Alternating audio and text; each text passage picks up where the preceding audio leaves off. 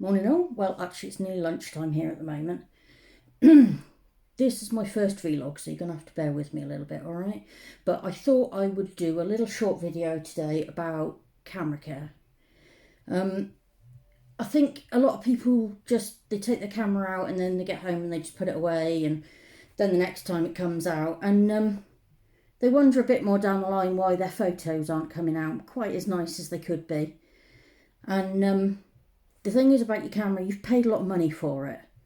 And you want it to stay nice, you want it to do its job, so you've got to treat it with respect.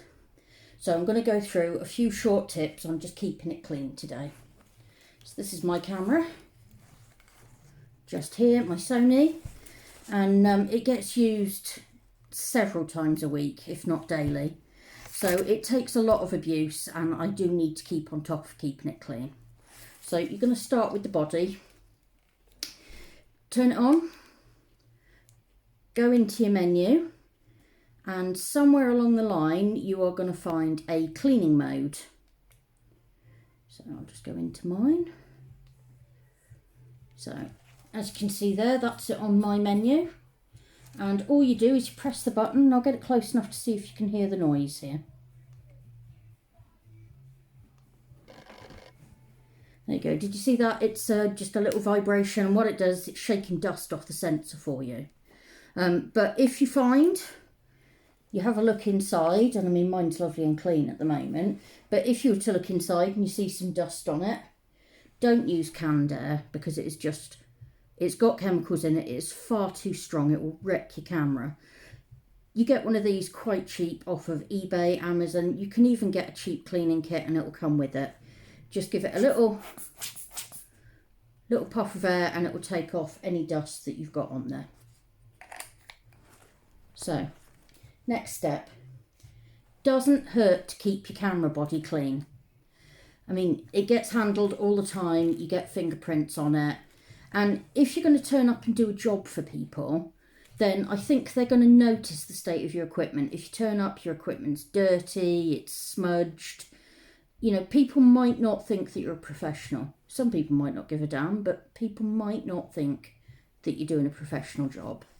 So just take a soft cloth, glasses cloth, give it all a little wipe. Just go round in all everywhere. You're also then stopping any dust that could get inside to your sensor while you're changing lenses. So completely like that. And then on the back, you've got your screen. Just give it a little wipe with these soft cloths. They're not expensive. If you know anyone with glasses or you wear glasses yourself, it'll come with your glasses. You want to keep the cloths clean so that they're not then transferring dust and dirt onto your camera themselves. So it's a bit like that scene from Friends where Monica's using a hoover to hoover her hoover. But you do want to keep them clean. If you wear glasses and you've got a spare case, you've got the perfect place to keep them. But if not, I've just got a little tin that came with some other pet type stuff that I cleaned out. And as you can see, I've got a little collection of wipes, so I've always got one on me when I go out.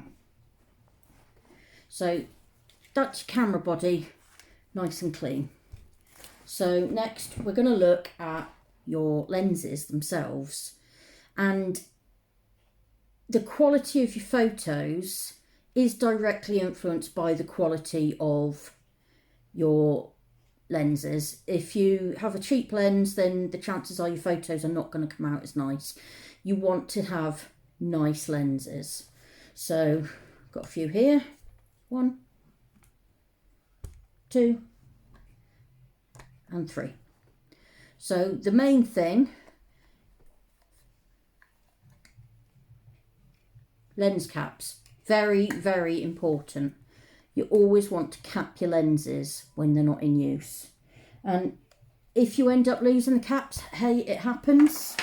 You can buy packs of caps, again, very, very cheaply on eBay. A couple of quid for a pack of caps. You've always got spare. I've usually got half a dozen knocking around the house because I am quite absent-minded with my caps. So I always need to have spares. The other thing as well is you always want to, if you can, get yourself a UV filter for your lenses. So You can see there's just one on the front there. Pop that back on. It doesn't matter if your UV lens gets scratched. Take it off, buy another one. It's certainly a lot cheaper than your lens glass getting scratched. So I've always got a filter and a cap on all my lenses. Cap at either end as well when they're not in use. So we're just going to have a look at one lens for today. So this is my macro lens.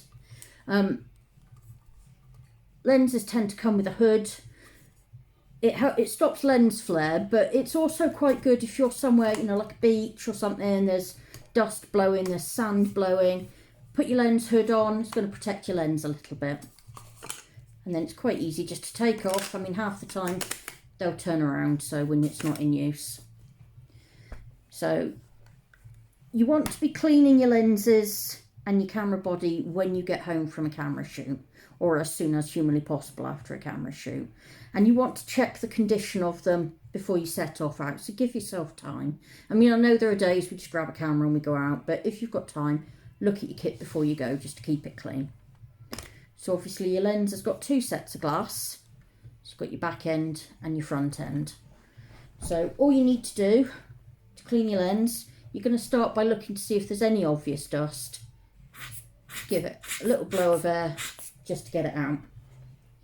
You can also get brushes that come with your camera kits.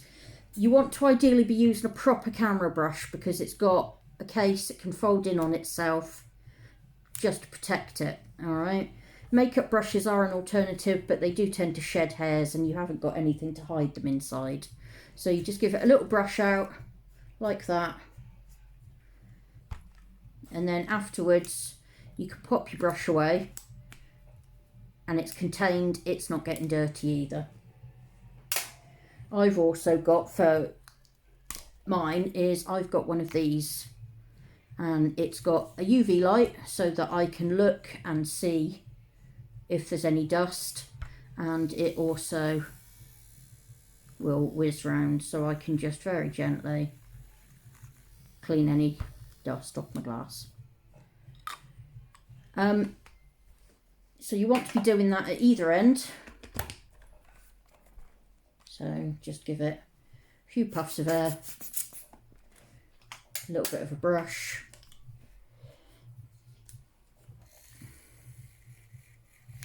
And then lastly, if you've got any stubborn dust that won't come off, or if you've got any smudges that have got on your glass, you can also give it a wipe over with a lens wipe.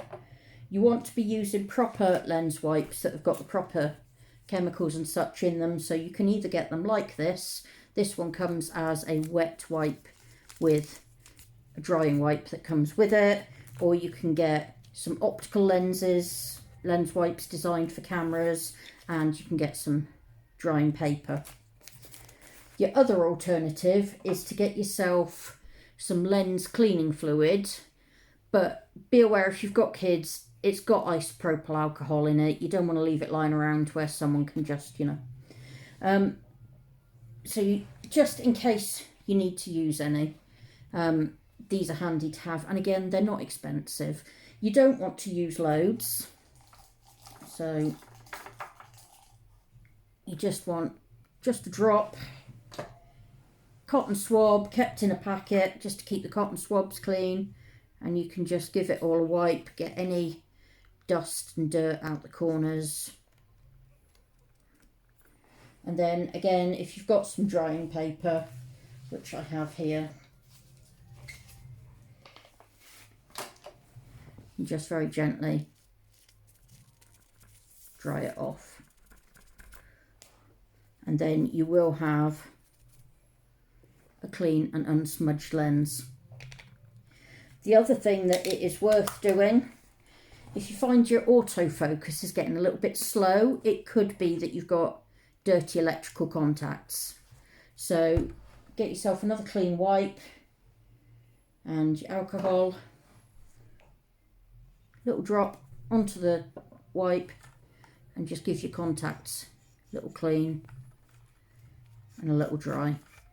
and you'll probably find then it will help your autofocus immensely. Okay, so you've cleaned all your kit, you're ready to go out. Next thing to think about is how you're going to protect your camera when you're out. So there's a couple of options to consider here. One, you need to think about how you're going to secure the camera to your body. You don't want to be walking around with the camera loose. It takes just one moment, you drop a camera, you're out of a lot of money. So you think about, there's various ways that you can have your camera ready to go out with you. Neck straps, pretty much the most popular. But I do find that when I take my dog out, if I need to bend over, pick up poo, then you've got a dangling camera, which you don't really want. So you've got a couple of other options here. These hand grips are very handy just for short trips out. So you've got your bit that clips on the bottom here.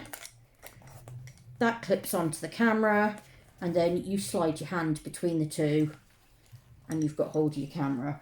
I've got two, and one of them actually also comes with a wrist strap that attaches to it just for extra support. Your other alternative is your crossbody strap. So you just put it on like that, camera's down at your side. I actually really like this, but again, you do have the problem, if you're leaning forward, your camera can dangle. But just for general walks, I really like this because I haven't got it hanging from me quite as much on my neck. You know, if you've got neck and back problems, this is much easier. It's just down there. I usually end up walking along with my hand on it anyway, which secures it. And then you just bring it up when you want to. There's a little ring that attaches onto the side. And lastly, you've got a full body harness. Now I use this when I'm using my 150 to 600 lens because it's a big heavy lens. So you're going to put your harness on, you do it up, arms go through the straps, and then you've got two clips which attach onto the bits on your camera. So you end up, and like I say, I use it with my 150-600 because I can clip at the camera and the lens, and I'm holding both. So these are pretty good.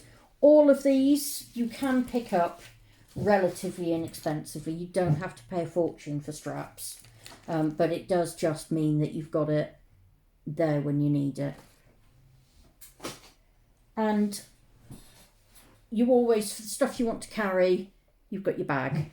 So your bag itself, that's your traditional camera bag. So I'm sure everyone will recognise this kind of thing. You know, you've got your pockets, you can put your lenses in. So pop your lens in there and it's nice and safe and secure. I'm not actually a fan of these. I know they're used by virtually everybody, but I find it means I'm having to either bring the bag around or take it right off my shoulders when I want to do anything with my camera. So what I actually use is, this is called a tactical bag, and it goes around my waist just like a bum bag, and it's got lots of different sections. So I tend to put my spare batteries in there. I've got spare memory cards in the front. If I'm going out with the dog, I've got poo bags, somewhere to put my keys. And then inside, I can put my lenses. And I take these foam bits out of my camera bag and I use them to pat my lenses out inside the bag. So the lenses are still nice and contained and secure. So I pop that one in, secure it, put another one in beside it, and as you can see, they're nice and safe in the bag. So there are all your options for storage. And lastly, if you're going to be putting your camera away for any length of time, make sure you're keeping it safe while you're storing it. Never store it with a battery in it, because the batteries could leak and then you've completely wrecked your camera. Take your memory card out. And then you want to store it in your bag. So again, you just clean your bag out, pop your camera in, put it in a cool, dry place, just to keep it safe. Another thing you can do is, people will probably recognise these, tend to come in packs of shoes, things like that. It's silica gel and it's designed to absorb moisture. Just pop 1 or 2 into your camera bag before you put your camera away, and it will help keep your camera safe from moisture. And that's pretty much my quick rundown of camera care. I hope you found some use from it, and again, I'm sorry if I'm a bit it's my first vlog, so but thanks for watching. Lots of love from the Beanie Bard.